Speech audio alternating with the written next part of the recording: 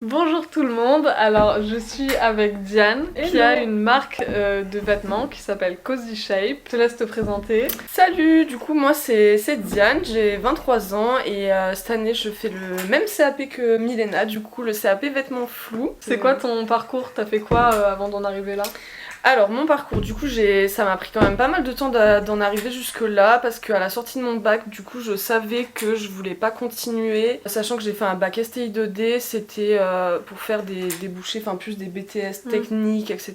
Et moi j'étais vraiment déjà dans ce truc où je savais que j'aimais travailler de mes mains, etc. Du coup j'ai trouvé sur Lyon un CAP qui est le CAP ébéniste. Donc comme j'aimais bien faire des petits... j'aimais bien faire du bricolage un peu et tout dans mon garage, donc le bois ça m'a tiré et voilà, du coup j'ai fait ce CAP. Ça a vachement confirmé du coup mon goût pour les matériaux, la création, voilà, le manuel, tout ça. Mais ça me plaisait pas, c'était pas l'idéal, voilà. Donc du coup dans ce même lycée, il y avait une formation qui était la formation CAP tapisserie siège. Donc j'ai appris un peu, donc voilà, j'ai fait cette formation, j'ai appris un peu à restaurer des fauteuils, etc. Punaise, c'est trop bien en vrai. Ouais, c'était grave cool aussi, et c'est cette formation du coup qui m'a introduit un peu à la couture parce qu'on en faisait vraiment pas beaucoup, mais on était amené des fois à faire des petites coutures pour que la housse elle soit parfaitement adaptée au fauteuil, etc. Et donc c'est vraiment ce CAP qui m'a introduit à la couture. Et comme j'étais aussi une fan de fringues, je faisais beaucoup de fripes, etc., j'ai commencé à un peu customiser mes vêtements. Je me suis acheté la plus basique des machines à coudre à Lidl, la seule à 90 €. Que tout le monde a eu. Voilà, celle que tout le monde a eu, tu connais. Du coup, voilà, j'ai commencé à faire des petits upcycling, tout ça. Et puis, j'ai pris une année où vraiment j'ai fait que ça. J'ai travaillé, à la suite du CAP tapissier. Ça m'a permis de mettre un peu d'argent de côté. Et à la fois d'avoir du temps libre pour faire justement plein de petites créations, plein de petits trucs pour moi et tout ça. Ce qui m'a permis aussi de m'inscrire pour le CAP vêtements flous dans lequel on est actuellement, etc. Et ça se passe trop bien, donc ouais, ça te plaît? Ça me plaît énormément, je suis contente parce que j'ai appris quand même pas mal de trucs. Le fait de commencer un peu à coudre tout seul et tout, tu développes un peu tes propres techniques. Et là, le fait d'être à l'école, ça m'a quand même remis un peu sur des vraies bases parce qu'il y a des trucs que je faisais qui étaient pas du tout conventionnels. Puis même, je trouve ça nous a vraiment appris à être assidus dans ce qu'on fait. Genre, carrément, oui, on a des... en fait, ça nous crée un peu des automatismes. Alors que quand t'es tout seul chez toi, tu fais un peu les trucs comme tu peux, en fait. Genre, voilà, c'est ça. Donc, un parcours un peu long, mais pour au final trouver du coup ce qui me plaît, quoi. Et voilà, là, j'ai vraiment envie de continuer. J'adore la couture, je suis passionnée de couture. Donc, voilà. Quand est-ce que t'as créé Cozy Shape et c'était quoi le but, le message que tu voulais passer à travers ta marque? Enfin, s'il y a un message, bien sûr. Cozy Shape, je l'ai fait pendant le confinement, du coup, le premier confinement de mars 2020, mais au final, j'ai vraiment créé le compte Cozy Shape sur Instagram le 18 avril 2020, le jour de l'anniversaire de mon frère. C'était vraiment pour montrer mes créations un peu à mes potes, un peu, voilà, faire une page. Il n'y avait pas d'objectif de vente? Il n'y avait pas vraiment d'objectif de vente à cette époque-là. Et en fait, c'est voilà, le fait d'avoir des retours positifs, et que les gens du coup me disaient mais tu devrais trop vendre tes pièces. Et puis voilà, j'en parlais aussi avec mon copain et tout. Puis moi aussi, ça me motivait quand même de voir si je faisais des vêtements, si ça pouvait se vendre en fait, tu vois, rien que ça. J'ai d'abord créé un Vinted, mais bon, sur Vinted, ça n'a pas vraiment fonctionné parce que les gens, tu sais, ils essayent vraiment, ils baissent, ils essaient de mettre mes trucs au rabais alors que déjà, je faisais pas... Ouais, et puis c'est des créations, genre pas des vêtements de seconde main. En gros, j'ai vendu vraiment qu'un seul truc sur Vinted, c'était un ensemble que j'avais upcyclé, c'était une grande veste que j'avais upcyclé, que j'avais fait un ensemble avec une petite veste du coup et une jupe. Donc au final, voilà, les articles partaient pas et tout, puis j'ai vendu des trucs à des copines et tout ça. Puis après, j'ai eu envie de faire un compte sur la plateforme Depop, la plateforme anglaise là pour vendre ses vêtements parce que j'ai vu qu'il y avait pas mal de créateurs. C'est ça qui est bien sur Depop, c'est que c'est vraiment un truc c'est propre et c'est les photos elles sont bien et donc du coup voilà, j'ai créé ce Depop avec du coup là je commençais vraiment à plus avoir mon style, à faire des hauts un peu surpiqués et tout là, faire mes trucs avec les coutures. Et sur Depop ça a quand même pas trop mal marché dès le début quoi. Je vendais mes créations je postais et ça se vendait dans la semaine, dans les 2 semaines, donc ça me faisait trop plaisir. Et du coup, ça m'a donné envie de continuer. Et voilà, c'est un peu né comme ça, naturellement. À la base, c'était vraiment quelque chose où je voulais poster mes créations. Du plaisir. J'essaye quand même de développer un truc qui soit un peu une marque...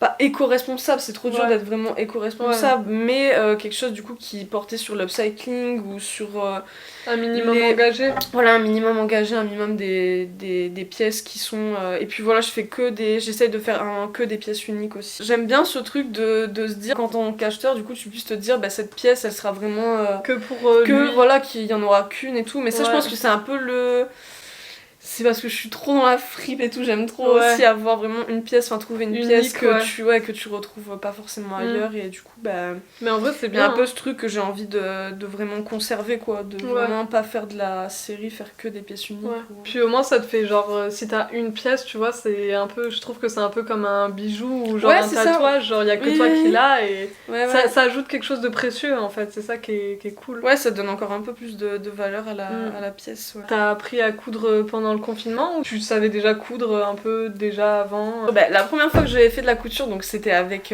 ma mamie. Elle nous faisait toutes nos retouches et tout quand on était enfant. Et tout. Après, bah, j'ai développé un peu donc pendant la tapisserie, mais comme je te disais, genre, on en faisait vraiment pas beaucoup. Ouais. Moi, je considère vraiment que j'ai appris toute seule, durant Ouais. mon année où j'étais non scolarisée, Ouais, juste travaillais. avant de faire le CAP. Pour moi, j'ai vraiment appris toute seule. Et puis en regardant aussi pas mal de vidéos, je pense comme Ouais. toi un peu. Ouais, Enfin ça voilà, de regarder les tutos, regarder les filles qui font des upcycling et tout, Ouais. ça donne des idées. Et voilà, franchement, j'ai appris comme ça, quoi. Ok, Ça s'est ouais. fait un peu tout seul, et puis Ouais. voilà. Bah en vrai c'est vraiment de la motivation. ouais, quoi, c'est t'as ça, eu- des heures de travail. Ouais. Des Punaise. heures et des heures de taf. Wow. Ensuite, comment, bah du coup t'as un peu répondu à la question tout à l'heure, mais comment t'as réussi à te faire connaître, à réussir à vraiment vendre et tout? Vraiment, Depop, ça m'a beaucoup aidé, je pense, Mm.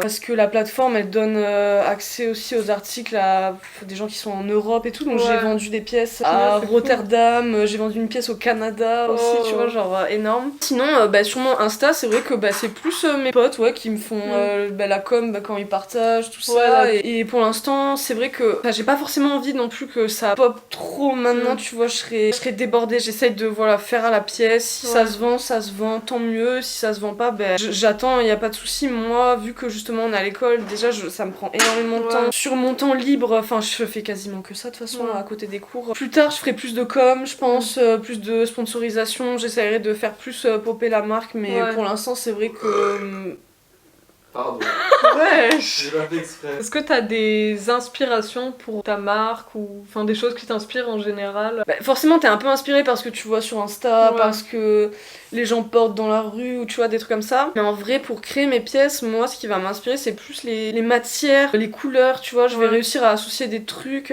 mais vraiment, ça va me parler. Enfin, je sais que ça va être très bien avec ça. Je vais Ouais. les associer et voilà, ça va faire la pièce que j'avais imaginée, tu vois. Je vois ce que tu veux dire parce que déjà tout à l'heure quand on a regardé les tissus et tout, quand Kylian il disait ça irait bien Ça, avec ça, ouais. bah, toi t'étais en mode non.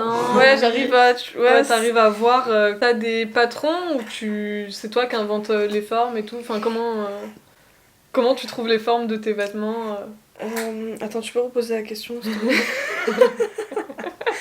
J'étais en train de répondre dans ma tête, mais alors, ça allait pas sortir tout seul.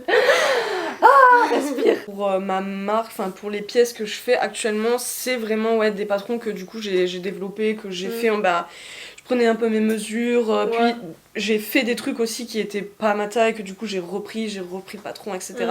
Mais là c'est bon, j'ai mes vrais patrons Ouais. que j'ai fait moi. Mais avant, j'étais amenée des fois à découper des fringues et reprendre les patrons. Ouais. C'est ça qui est bien quand tu pars d'une fringue de base, tu Ouais, peux, c'est ça, tu ouais. peux modifier C'est le plus patron. simple. Enfin, t'as toute la forme de base et après, suivant ce que Ouais, t'imagines ou quoi, tu peux adaptes. adapter. Donc j'ai fait pas mal de trucs aussi comme ça. Là, il y a que des pièces que t'as fait par rapport à un patron ou justement que t'as adapté. Ça, c'est un truc que j'ai upcyclé, donc ça, il y a pas de patron, c'est vraiment un truc que j'ai Ouais. que j'ai t'as surjeté, que j'ai tout de suite remis un peu, dessus. enfin j'ai découpé le bas, j'ai trop refait bien, la il est forme trop et beau, tout ça. franchement. Tout ça, c'est mes petits patrons de base, voilà. Des trucs un peu bicolores que Mhm. j'aime bien faire aussi. Ça, je suis Punaise. partie du patron Wow. de base, mais après, il faut tout refaire un peu les Ouais, pièces en remodifier. fonction des couleurs et tout que tu Mhm. veux mettre. Donc ça, il n'y avait pas vraiment de patron, enfin j'ai utilisé un patron, mais j'ai Ouais. tout modifié. Ça, c'est un petit sac aussi que j'ai fait patron. Ça, c'est un ensemble en gros. Ah ouais, là, Ouais, la en fait. tenue complète en fait. Et ça, c'est un magnifique gilet qu'on a fait à l'école. Et ça, on a fait un patron. Le beau gilet. Tu trouves où tes tissus? Ça dépend, il y a des trucs que je suis amenée à acheter, du coup des trucs neufs, mais que je peux mixer aussi avec des pièces qu'on m'aura données ou des pièces qui étaient à moi, que je veux plus. Et après, j'ai trouvé un plan du coup sur Marseille. Voilà, je veux pas trop dévoiler, mais du coup, c'est des trucs que je peux récupérer, des tissus un peu d'un deadstock d'une marque. Et c'est tous ces tissus un peu que j'utilise, tissus côtelés, en coton et tout, donc ouais, c'est vraiment c'est vrai que c'est un bon plan. Et est-ce que tu aurais un conseil ou quelque chose à dire pour les gens qui veulent créer leur marque par exemple? Si on parle de couture, voilà, si vous voulez faire vos créations, faut vraiment être patient, pas lâcher l'affaire parce qu'au début ce sera un peu compliqué. Moi il y a des moments où je pétais des câbles, hein, clairement, derrière ma machine à coudre, à faire des trucs que j'imaginais que ça rendait pas du tout comme je voulais. À partir du moment où tu veux créer une marque, faut avoir, je pense, un minimum confiance en et confiance, se dire que ça va marcher, avoir des gens un peu qui te soutiennent et tout. Moi ça m'a beaucoup aidé aussi. Voilà, pas quoi vous conseiller de plus. Mais... On va passer à la deuxième partie de la vidéo. L'atelier couture. On va faire 2 hauts avec sa surjeteuse et tout pour faire des petits hauts comme elle fait. Voilà. Il y a Kylian aussi avec nous. En secret, derrière la caméra. Tu vas faire quoi comme forme, Kylian? Dis-le aux auditeurs. Je vais refaire ça. Celui-ci, ce petit modèle. Et moi je vais faire cette forme, mais je vais faire une manche un peu spéciale, vous verrez.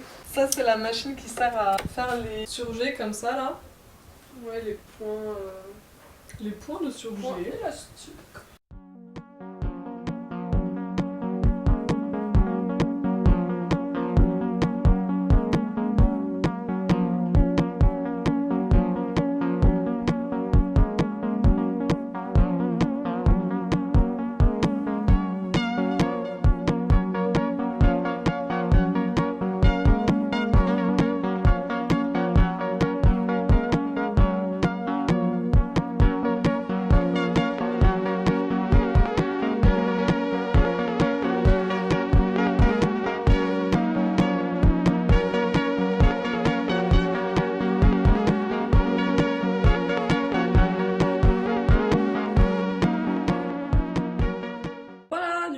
Fini les petits hauts. Bon ça du coup c'est celui de Kylian mais ça c'est celui de Kylian avec les surpiqûres roses qui me va très bien. Celui-là c'est le mien. Surpiqûres roses aussi mais on dirait qu'elles sont blanches. Et là j'ai avec une mitaine mais sans le pouce genre. J'espère que la vidéo vous aura plu. N'hésitez pas à suivre Diane sur son compte Insta. Et moi. Que je mettrai en bio. Et moi. Et voilà, bisous. Bisous.